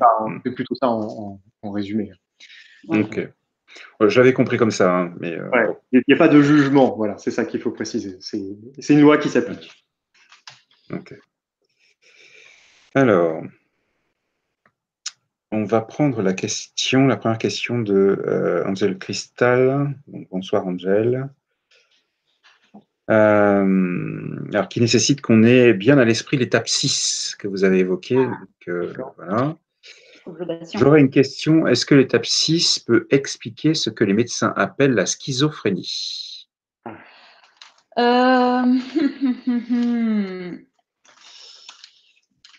Alors là, c'est compliqué parce que il y en a des schizophrénies médiumniques. Il y a des médiumnités perturbées qui peuvent passer par des schizophrénies, mais il y en a quand même la pure schizophrénie. sans aucune notion spirituelle là-dessus. C'est vraiment juste l'esprit de la personne qui est très perturbé, et qui naît déjà avec le cerveau un peu déséquilibré, comme quelqu'un peut naître sans un bras ou sans un pied, parce que il a endommagé cet organe dans le passé. Donc, en fait, en gros, ça n'explique pas la schizophrénie en soi. Par contre, ce qui est possible, c'est que dans certaines personnes qu'on diagnostique aujourd'hui avec l'état de la connaissance scientifique, on va dire, comme schizophrènes, eh bien peut-être qu'il y en a qui vivent des phénomènes schizophréniques, mais à cause d'un phénomène médiumnique. Peut-être. Voilà. C'est très rare que la perturbation psychiatrique soit totalement détachée d'une perturbation spirituelle. Parce que, comme on a dit, où il y a de la perturbation de fluides perturbés, il y en a l'attraction d'autres perturbations. Ce qui se semble, ça semble. Donc, on peut avoir un processus obsessif qui va générer une maladie psychiatrique. On peut avoir un processus obsessif qui va empirer une maladie psychiatrique, et on peut avoir une maladie psychiatrique pure et simple qui va juste souffrir de la pression psychique de tous ces esprits perturbateurs qui vont être attirés par cette perturbation. Mais c'est très rare que quelqu'un très perturbé soit seul dans sa perturbation. Donc, pour ça que de l'action spirituelle là-dessus, ça serait vraiment très bien. Au Brésil, on en a des dizaines d'hôpitaux psychiatriques spirit, où il y en a d'un côté l'hôpital psychiatrique comme il doit être, scientifique, avec des médecins, avec des traitements, avec des médicaments, mais à côté des groupes médiumniques qui travaillent des cas, avec le consentement des familles qui met ces gens-là, où il va y avoir des obsessions, des traitements spirituels qui vont se faire et qui vont alléger l'état de ces esprits, parfois les guérir quand c'est un cas purement spirituel, mais souvent, dans la grande majorité des cas, ce n'est pas le cas. Ça va juste les alléger, les aider, mais ça ne va pas les guérir, parce qu'il y en a quand même une perturbation qui est vraie, qui est psychiatrique, qui est neurologique. Du coup, là, on agit sur le côté pression psychique. Voilà, c'est l'environnement spirituel aussi. Ouais. Pas que, ok. Par rapport à ce que vous avez dit, du coup, c'est logique. C'est logique d'alléger la pression psychique, psychologique, etc. Oui. Déjà, pour que la personne puisse, par exemple, avoir un prognostic qui soit plus positif. Par exemple, elle va pouvoir prendre peut-être un médicament toute sa vie, faire une thérapie et être fonctionnelle. Tu vois, vivre sa vie, travailler, avoir des relations, alors qu'elle a quand même une maladie psychiatrique, elle a besoin d'intervention médicale, mais sans avoir ce traitement spirituel qui va avec, peut-être la pression est telle que juste le médicament ne va pas la permettre d'avoir une vie utile. Donc, alors justement, Angèle Cristal a justement une question, une deuxième question, toujours par rapport à l'étape 6. Quand il y a plusieurs esprits qui arrivent à l'étape 6 sur une personne, et une prise de médicaments qui empêche la personne de résister. Parce qu'en gros, la prise de médicaments peut empêcher la personne de résister à l'influence ou à l'obsession des esprits. Si j'ai bien compris la question. Angèle, corrige-moi si je me trompe. C'est compliqué. C'est là, parce que je suis sûre que les questions vont tous être sur des questions très complexes. Très compliquées. Quand les choses arrivent dans ce point si compliqué, aucune réponse ne va être simple. Parce qu'il y en a des médicaments qui peuvent faciliter les... Ah, qu'est-ce qui se passe là? Didier, mais on est en ligne, je crois, donc tu peux y aller. Tu nous écoutes, Didier? C'est bon.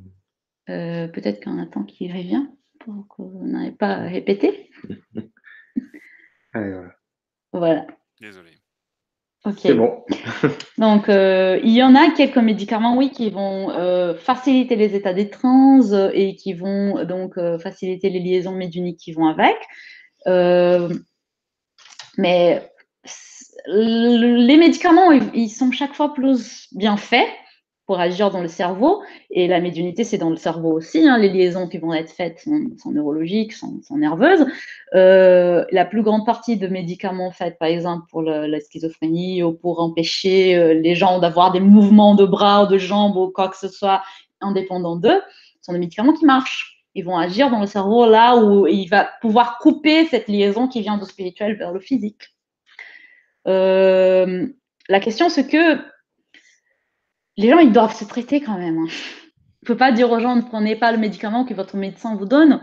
Ce qu'on peut vous dire, c'est que si ces médicaments ne marchent pas, qu'il est en train d'empirer votre situation au lieu de l'améliorer, ce que vous avez à faire, c'est de prendre un deuxième avis, voir un autre médecin, tester un autre médicament, mais n'arrêtez pas votre médicament, votre médication. Voilà. C'est quand vous arrivez dans ce point-là, un médecin, c'est eux qu'il faut voir.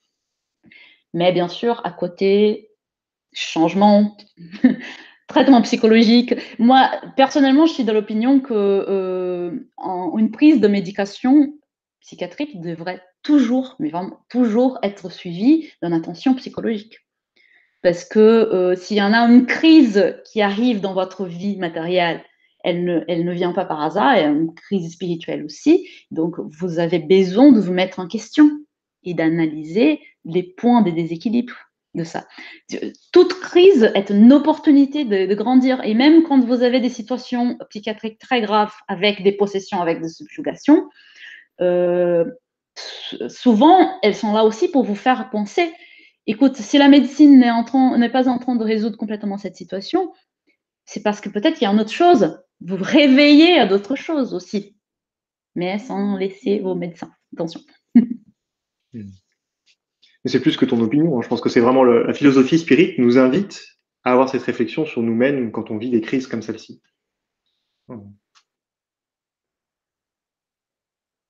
Est-ce qu'il y a d'autres questions? Oui. On a ensuite Nathalie qui demande quelle est finalement la différence entre l'obsession et la possession. Il n'y a pas de différence. La possession est un genre d'obsession. C'est le type 6, la subjugation. En fait, vous voyez, d'ailleurs c'est subtil parce qu'on parle de possession dans ce mot-là, donc on a l'impression que l'esprit a pris possession du corps hein, quand on dit possession. Et vous voyez que quand on explique ce phénomène, en réalité, c'est pas qu'il a pris la possession du corps, c'est simplement qu'il a une telle emprise sur la volonté de celui qui détient le corps que c'est comme si il le possédait. Oui. Mais en vrai, il ne possède pas. Et donc c'est simple. Et justement, c'est là que c'est important d'avoir ça en tête parce que c'est là que on se rend compte que le but, c'est pas de le faire partir pour laisser le corps libre, c'est en réalité de bien travailler sur cet aspect psychologique qui laisse cette faille pour qu'il y ait possession, entre guillemets. Rappelons aussi qu'un esprit ne rentre jamais dans notre corps. Ces mots qu'on utilise souvent en médiumnité, l'incorporation, c'est un mot, il n'est pas bon en fait, on l'utilise parce qu'on l'a toujours utilisé, mais il n'y a pas d'entrée dans le corps de l'esprit, non, il y a une liaison qui se fait au niveau énergétique dans les chakras, et comme les chakras ils sont liés au centre nerveux du corps physique, il va y avoir un passage d'information qui va arriver au corps, mais cet esprit n'est pas à l'intérieur de vous, il est à côté de vous. Très bien. Alors la question suivante, c'est celle d'Angel Crystal. Je ne suis pas sûr que ce soit lié, mais je vous la pose quand même, vous verrez. Comment faire pour l'obsession karmique? Ah oui. De manière à fermer la porte des esprits du bas astral. Alors, l'obsession karmique n'aura jamais de solution sans bienveillance. Si vous partez de ces principes, c'est des esprits négatifs de bas astral, il faut le dégager. Vous ne le dégagerez jamais. Je suis désolée de vous dire ça. Il y en a un principe de bienveillance qui doit se faire pour vous et pour l'esprit. Ça peut prendre beaucoup de temps. Il faut qu'il soit convaincu que vous avez changé et que vous avez de la vraie bienveillance vers lui. Vous devez prier pour cet esprit. Vous devez demander des prières dans des centres spirituels ou dans des groupes de prières si vous pouvez pour cet esprit. C'est l'obsession qui le plus demande le développement de nos capacités d'aimer à nous-mêmes et aux autres. Ce qu'il faut voir, c'est que s'il est à nos côtés, c'est précisément parce qu'il a quelque chose à revendiquer par rapport à nous, par rapport à cette relation qu'on a eue dans le passé. Donc, quelque part, il a eu le sentiment à un moment donné qu'il a été lésé, ou, en tout cas, oui, c'est ça, lésé par nos comportements, nos pensées ou nos manières d'agir.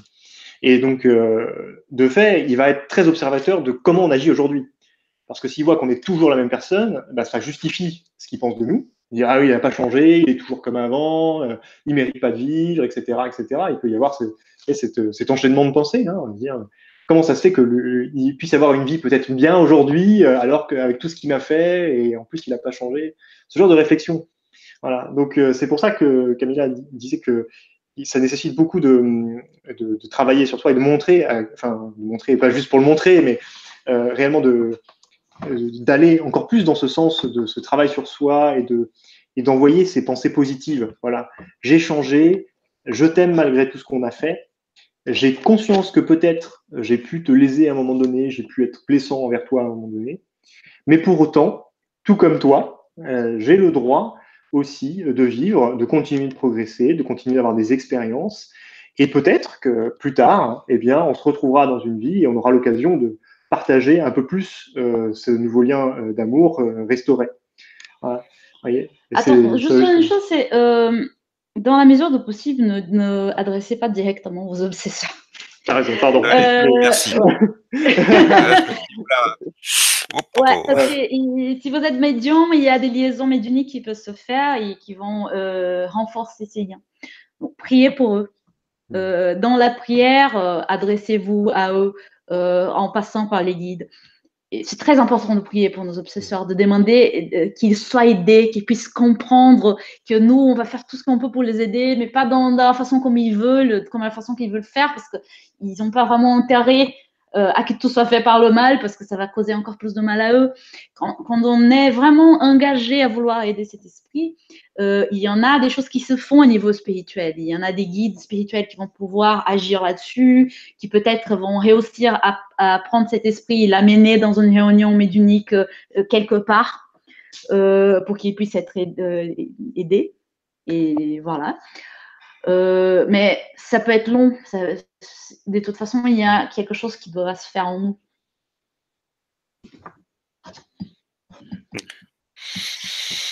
Très bien. Donc, ça avait le mérite d'être plus clair que ce que je pensais. C'est très bien. On continue avec Stéphane. Si j'ai bien tout compris. Bonsoir à tous. Et l'agoraphobie, ne pas sortir seul de chez soi et toujours être accompagné de chez eux. Merci de votre réponse. J'ai pas compris la question. Ça demande si l'agoraphobie, c'est un genre d'obsession. Ça peut être, mais ça peut être tout simplement un problème psychiatrique.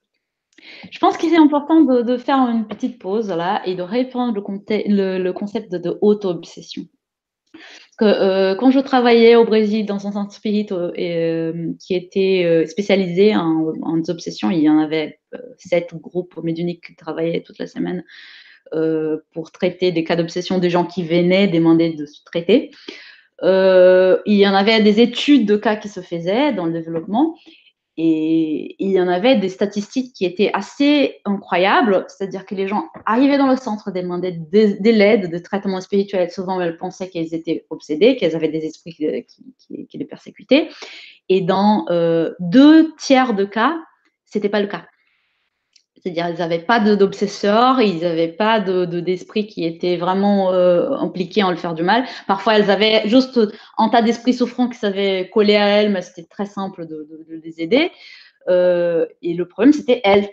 C'était parce qu'ils étaient ou en état d'auto-obsession, déjà totalement dans une boucle mentale, ou qui, par ses actions, par ses mots, par ses pensées, ils étaient constamment en train de générer du négatif autour d'eux et de récolter ces négatifs sur leur vie.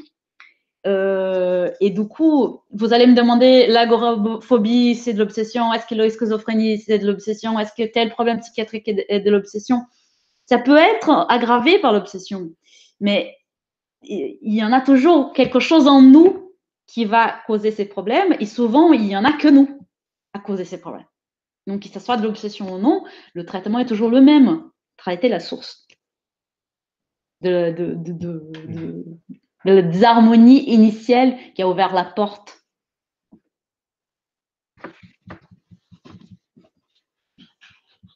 Alors du coup, j'ose pas tout à fait poser la dernière question.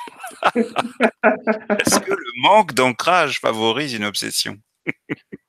Le manque d'ancrage, qu'est-ce qu'il veut vraiment dire par manque d'ancrage? Alors. Est-ce que c'est le fait de se sentir vraiment bien sur Terre ou de... Oui, ça, c'est grosso modo, c'est le fait de, quand on manque d'ancrage, on flotte, on est ailleurs, on a tendance à être plus ailleurs que de vivre sa vie ou de Ah oui, ça favorise beaucoup l'obsession. Voilà. Ça favorise beaucoup l'obsession, bien sûr. Parce que dans ces sens-là, le manque d'ancrage, c'est le manque de vigilance de sa pensée. Et du coup, si on est toujours en train d'ouvrir nos portes à la désharmonie, parce qu'on n'est pas en train de vivre le présent de façon saine, mais c'est qui vit bien le présent de façon saine dans la plus grande partie de nous? Voilà. Oui, voilà. C'est pour ça que Jésus disait de prier et être vigilant, parce que les portes, elles sont là tout le temps. Et l'important, c'est d'être capable de se répandre à temps, d'identifier qu'il y a quelque chose qui ne va pas pour pouvoir agir sur ça. Donc, mais oui, dans ces sens-là, le manque d'ancrage, il est, oui, une porte. Il y en a aussi un autre problème qui est qui revient dans le sujet de la semaine d'avant, quand on ne maîtrise pas sa médiumnité et qu'on se laisse porter par certaines choses. On disait donc la culpabilité est la porte principale d'entrée d'une médiumnité, d'une obsession karmique, mais il y en a une porte qui est vraiment très large, il y a un grand nombre de médiums qui rentrent, et c'est la porte de la peur. De la peur dans quel sens? De penser que nous sommes impuissants face à cet esprit qui est là, qu'il peut nous faire du mal, qu'il nous fera du mal et qu'on ne peut rien faire. Il y en a aussi quelque chose qui est extrêmement bien exploité par des esprits professionnels, qui c'est l'idée de démon. J'ai révisé un peu cette semaine pour cette émission, donc j'ai lu un livre où ils expliquaient que qu'une des livres les pires qui a existé pour aider dans l'obsession dans le monde, c'est une espèce de collection d'analyses de démons de Moyen-Âge. Il y a quelqu'un qui a listé plusieurs genres de démons différents, listé ses caractéristiques, ses formes, à quel genre de vice ou d'addiction ils étaient liés. Et depuis ça, il y a des esprits qui utilisent ça pour générer ces idées et ces visions dans la tête de gens qui, face à ça, se sent complètement anéanti dans sa capacité de se défendre. Se dit, si c'est un démon, je ne peux rien faire, c'est beaucoup plus puissant que moi. Et là, c'est une porte grande ouverte pour que ça se fasse, l'intervention, finalement. Parce que rappelons-le, nous, avec la vision spirit, pour nous, tous les êtres spirituels sont en évolution.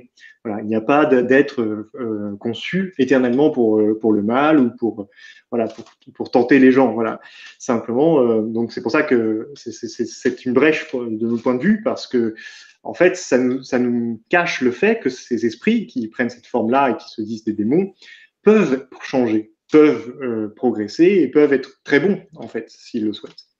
Et que du coup, on peut avoir une action bénéfique sur eux en leur montrant ça, peut-être. Ou en demandant de l'aide, surtout, aux bons esprits pour qu'ils interviennent auprès d'eux. Et qu'on se solidifie dans notre libre arbitre, dans notre envie d'aller mieux, dans notre capacité de faire une prière et changer notre environnement mental, notre vibration, qu'on ne se laisse pas porter par l'idée qu'on est indéfensé, qui nous font mal quand ils veulent, de la façon qu'ils veulent. Ce n'est pas comme ça. Notre libre arbitre a un rôle à jouer là-dedans aussi.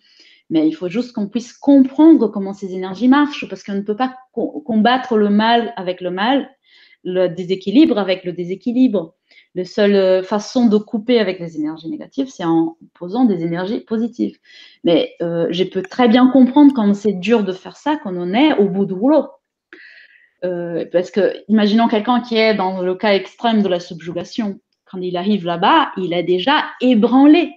Il n'a plus aucune confiance dans ses capacités de couper ou de contrôler la situation. Il est peut-être déjà médicalisé. Il est peut-être déjà totalement dans une idée de qu'il n'y a rien qui puisse se faire pour lui, qu'il va souffrir de ça toute sa vie. il faut qu'on arrive à se reprendre avant d'arriver à ça. Et quand on est déjà fatigué parce qu'on a un esprit qui nous crie dans les oreilles toute la journée ou qui nous fait sentir de petits pansements, et on est fatigué de notre journée, de tout ça, c'est très dur de se reprendre, de se dire bon, allez, patience, et de reprendre sa pensée. Quand les gens arrivent dans cet état-là, normalement, je le dis, imaginez que l'enfant, l'obsesseur, il est comme un enfant gâté qui crie, qui vous tape un peu, mais c'est un enfant quand même, il ne peut pas vous faire de mal. Ce qu'il peut faire, c'est vous embêter beaucoup, jusqu'à ce que vous vous déséquilibrez complètement et que vous commencez vous-même à vous frapper contre le mur ou à laisser tomber les choses que vous avez dans la main, parce que vous ne pouvez plus l'écouter crier. Mais comment agir face à cet enfant qui crie? Si vous le criez dessus, il va crier encore plus, n'est-ce pas? Ça ne sert à rien de crier avec un enfant, surtout ce n'est pas votre enfant et qui ne reconnaît pas votre autorité. Donc, pensez à cet enfant qui vous aimez, il faut que vous aimiez cet enfant, sinon vous allez pas arriver à le calmer. Comment calmer cet enfant qui crie? Avec amour, avec patience. Et même les gens qui sont mères, qui sont pères, savent très bien que quand ils sont fatigués, qui sont au bout du rouleau et qu'ils ont ces enfants devant eux qu'ils aiment énormément pourtant, ils n'arrivent pas non plus à garder le calme et à traiter bien ces enfants. Parfois, ils vont le frapper, parfois, ils vont le crier. Donc, il faut savoir que vous êtes dans cette situation, vous êtes devant cet enfant et la seule façon de arrêter cette criardise, c'est d'être très patient et de le traiter avec beaucoup d'amour. Et ce qui est bien, c'est que quand vous êtes fatigué, vous pouvez passer le relais en priant les bons esprits, en priant Dieu de vous apporter cette paix, d'apporter de la paix à cet esprit et de permettre à tous les deux de souffler. Voilà. Et pensez à passer le relais, parce que sinon on se cule, hein, en effet. C'est pour ça qu'on insiste aussi sur le fait de demander de l'aide pour lui et pour nous. C'est ça, hein, c'est parce que on est dans une relation qui est toxique, hein, avec cet environnement-là, avec ces esprits-là. Et donc, de fait, si on reste tout le temps comme ça et qu'on essaie de gérer cette relation entre nous, on va dire, eh bien, on s'asphyxie, quoi. À un moment donné, on peut plus supporter. Donc, c'est important de demander cette aide qui vient d'ailleurs. Et si on demande quelle aide qui est pour nous, qu'on arrive à faire une très bonne prière, on arrive à se calmer, on va sentir les effets de ça, on va aller mieux. Mais il y a un moment où les guides vont commencer à laisser passer. Si on demande toujours pour nous et jamais pour cet esprit pour qu'il soit aidé, il y a un moment où les guides vont dire bon, c'est cet apprentissage d'amour qu'elle a à faire là, elle n'est pas en train de le faire, donc on va le laisser souffrir un peu les conséquences de son manque d'amour, même si elle nous demande de l'aide, on ne peut pas l'apporter, parce que c'est contre l'intérêt de son évolution, et les guides n'agissent jamais contre l'intérêt de notre évolution. Ok. Alors, pour la dernière question, je pense qu'on va demander à Rose de tout simplement regarder le replay, puisque la question est: qu'entendez-vous par influence et obsession spirituelle? Donc là, on va pas refaire l'émission depuis qu'elle a commencé. Rose, il faudra simplement regarder le replay. Hein. En tout Il n'y a cas, pas de souci, avec plaisir. n'hésitez pas à lire ces livres que vous indiquez. Les livres d'André Luiz, ils sont durs à lire parce qu'ils sont mal traduits, mais c'est une source d'information tellement précieuse. J'ai révisé cette semaine le Action et Réaction, où il raconte un cas très complexe d'obsession qui dure plusieurs vies, où ils arrivent à trouver la façon de le faire. Et la façon comme ça se fait, c'est tellement beau, ça nous apprend tellement de choses, et ça nous apprend surtout que il faut qu'on soit toujours conscient qu'aucun brebis ne sera laissé derrière par le pasteur. C'est-à-dire, tout le monde est destiné au même bonheur, au même amour. Il n'y en a pas de bourreau ni de victime. Tout est circonstanciel. Et il faut qu'on soit conscient de ça. Et aussi, j'ajouterais que dans ces livres d'André Luiz, ce qui est intéressant, c'est qu'il raconte donc des cas, mais des deux plans, en fait. Il vous parle commencé aujourd'hui dans le monde physique, là, avec les incarnés, et il vous raconte aussi quels sont les liens qu'il y a eu dans le passé, dans une autre vie, et comment ça se passe en ce moment dans le monde spirituel, et comment il interagit avec le monde physique. Donc vous avez vraiment une vision très complète de chaque cas, pour bien comprendre tous ces liens qu'on essaie de vous évoquer un petit peu là à travers toutes ces vidéos et ces interviews. Voilà. Dans le Missionnaire de la Lumière, par exemple, il raconte un cas très avancé de presque subjugation où ils ont déjà enlevé l'esprit une fois, mais la personne l'a rappelé. Donc l'obsédé l'a fait revenir l'obsesseur à côté de lui.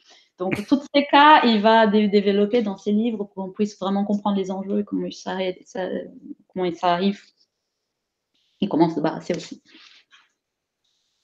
Ok. On a Spirit 14 qui nous dit très intéressant le livre d'André Louis.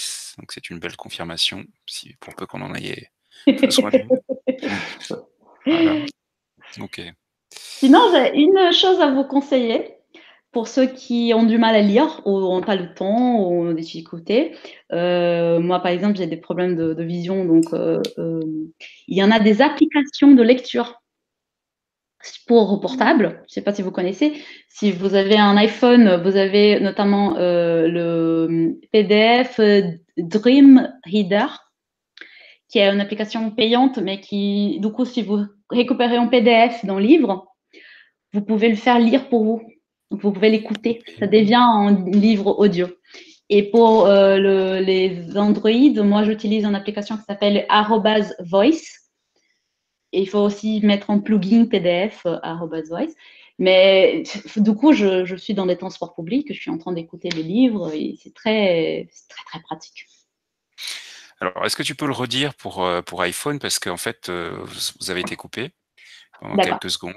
C'est le PDF Dream Reader. En anglais, Dream Reader. Okay. Et pour Android, c'est le @voice. V-O-I-C-E. Tiens, j'en profite d'ailleurs pour dire que lorsque vous allez sur le site du CESAC, dans les liens, vous allez trouver dans les ressources un site internet où vous avez, mais c'est le Nirvana.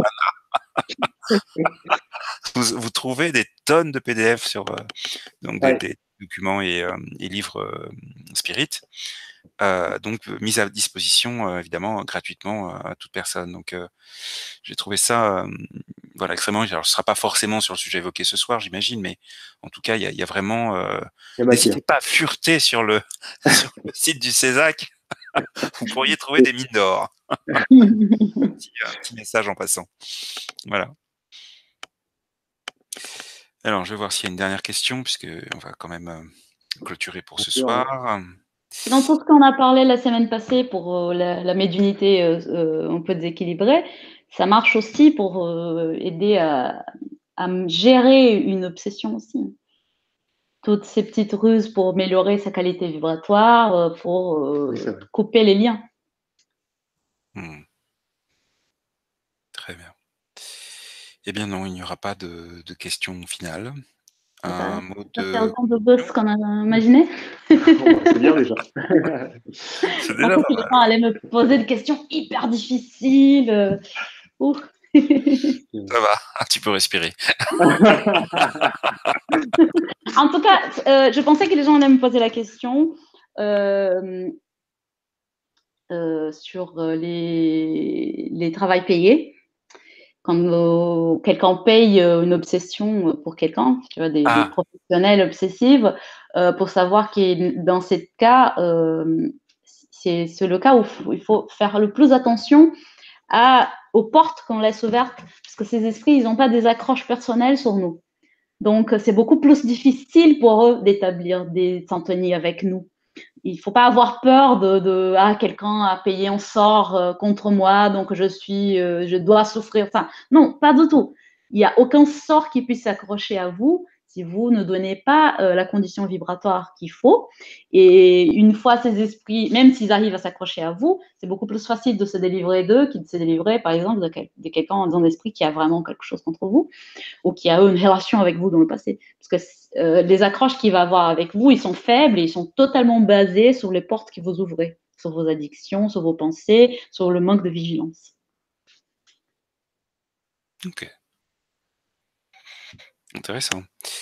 D'autres sujets que tu pensais avoir en question? Ouais, on n'a pas beaucoup approfondi parce qu'on pensait que les gens allaient. Oui, pour les situations circonstancielles, il faut vraiment qu'on fasse attention à nos habitudes, notamment liées à nos addictions.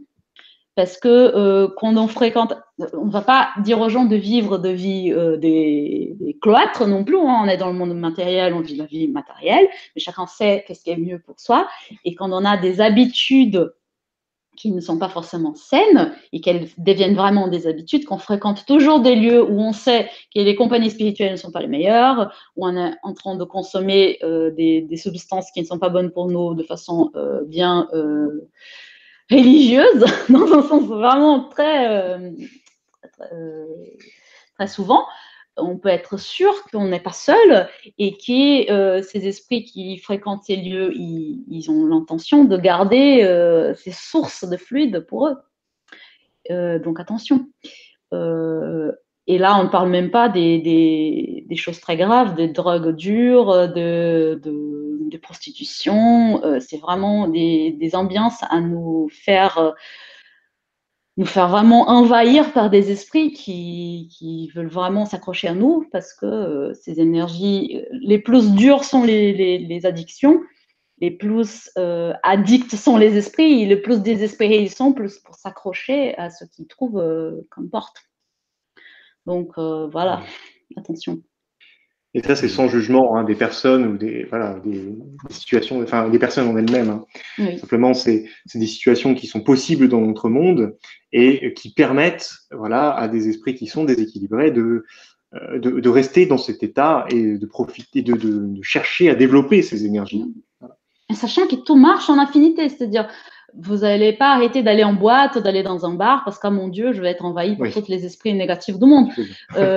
C'est votre condition mentale qui va faire ces affinités et pas forcément le fait d'être dans ces lieux-là. Si vous y êtes joyeux, bien, avec le cœur plein d'amour pour vos collègues et vos amis qui sont là et que vous êtes vraiment joyeux, aucune raison de se faire envahir. Mais il y a quand même quelque chose qui se passe malgré nous, qui c'est la perte énergétique. Donc, si on a souvent dans des lieux, par exemple, où le soleil ne touche jamais, des lieux où il n'y a pas de fenêtres, des boîtes de nuit dans les sous-sols, c'est des lieux où le soleil ne rentre pas, et du coup, il n'y a pas de nettoyage naturel que se font. Du coup, ces fluides, ils restent là, stagnants tout le temps. Et même si on ne s'affinise pas avec eux, il y en a quelque chose de matériel qui se fait dans une espèce d'épuisement, de fatigue qui va se faire dans notre corps énergétique. Donc, si vous fréquentez ces genres de lieux très fréquemment, essayez de prendre des mesures de recharge énergétique pour ne pas en souffrir les conséquences. Oui, c'est très intéressant. Ça explique pourquoi que je ressens besoin systématiquement d'ouvrir les volets dans des lieux où le réflexe, ce serait plutôt de laisser fermer pour éviter le vis-à-vis, par exemple. Voilà. C'est intéressant. Le soleil, c'est la source d'énergie première de notre planète dans tout le plan spirituel et matériel. Et c'est aussi une source de nettoyage spirituel la plus puissante. La lumière du soleil, elle a des apports énergétiques dans tous les plans de la vie, disons. Ok. Super. Bien, je vais vous proposer de clôturer pour ce soir. Donc cette émission donc est l'émission donc finale d'un cycle de 2 émissions et d'une interview. Donc je ne peux que prêcher pour que vous puissiez avoir le désir d'évoquer d'autres sujets avec nous. Donc voilà, la balle est dans votre camp, mes chers amis. Et puis vous remercier aussi grandement pour cet investissement, pour ce partage, pour cette volonté, voilà, de partager vos connaissances, vos expériences, d'inviter les gens à sortir de l'ignorance et surtout à rentrer dans l'espérance que ces choses-là sont connues et que voilà, on peut s'en sortir, on n'est pas démunis et voilà. Donc tout ça, pour tout ça et pour tout ce que j'ai pas dit, merci beaucoup. Merci à Merci Et toi. merci à à vous toi. évidemment. Merci à vous tous aussi hein, pour être là, parce que c'est aussi, c'est aussi grâce à vous que cette émission est sympa aussi et qu'il y a un peu d'interaction. Et voilà, en tout cas, nous, ça nous a fait plaisir hein, de partager tout ça. Et puis, bah, voilà, sachez que bah, le CESAC aussi existe hein, sur Paris. Nous, on fait pas de désobsession. Par contre, on peut vous expliquer un peu plus tout ce qui est la philosophie spirit, cette vision hein, du monde spirituel. Et pour certains aussi, ils peuvent aussi éventuellement, dans un cadre d'engagement, développer un peu plus la médiumnité et travailler avec. Voilà. Et nous avons un très bon groupe de prières et vous pouvez demander des prières en ligne dans notre site. Donc, ça aide beaucoup dans des cas d'obsession. Et vous pouvez, je vous ai parlé de ne pas interférer directement dans des obsessions des tiers, mais vous pouvez bien sûr prier pour les gens. Et vous pouvez demander des prières pour des gens qui vous pensez être sous l'obsession. Donc, n'hésitez pas à le faire par le site de CESAC, on priera pour ces gens-là, sans aucun problème. Avec quand même, lorsqu'on va au CESAC, une mention spéciale pour ces passes magnétiques qu'on reçoit à la fin de chaque soirée. Je dois avouer que il y a une fois où j'avais vraiment un petit souci et ça m'a fait un bien fou et le souci a disparu. Physique, j'entends. Hein. Donc, mention spéciale aussi pour ces moments-là qui sont toujours des moments étonnants et joyeux. Je me rappelle de notre amie, j'ai oublié son prénom. Claudia. Comment? Claudia. Bon, Martin, effectivement. Et son chant, son chant et ses passes magnétiques, un pur bonheur. Vous la saluerez pour moi à l'occasion d'ailleurs. Ça marche. Mais même le pass magnétique dépend d'affinité. Hein. De toi t'ouvrir pour recevoir, sinon le pass. C'est ça. Parce que c'était au cœur hein, que j'avais un souci. Juste. En tout cas, on n'a pas des obsessions, mais on propose quand même aux gens qui viennent en cherchant de l'aide spirituelle un petit parcours qui est venir et assister les études. Donc, par l'étude, ils vont déjà apprendre de choses, réfléchir sur de choses sur eux-mêmes, sur leur vie, qui vont l'aider à changer un peu leur pensée. Il y en a le pass magnétique toujours à la fin de l'étude. Donc, venir fréquemment, par exemple, toutes les semaines, toutes les 2 semaines, va établir un apport magnétique positif dans le corps qui va aider à briser des liens magnétiques avec des obsesseurs. Il y en a aussi donc le groupe de prière. Donc, ces 3 choses ensemble. On demande aussi aux gens, quand ils viennent, s'ils veulent vraiment de l'aide magnétique, qu'ils apportent une bouteille d'eau pour qu'elle puisse être magnétisée dans le centre.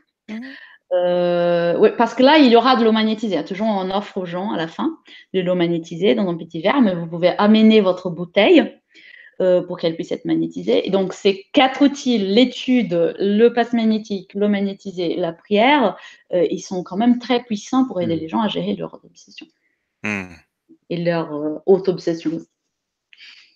Super. Il n'y a plus qu'à. Il n'y a plus qu'à. Encore merci pour tout et puis très bonne soirée à chacun, à chacune d'entre vous. Bonne soirée. Bonne soirée, merci. Bonne soirée. Ciao, ciao.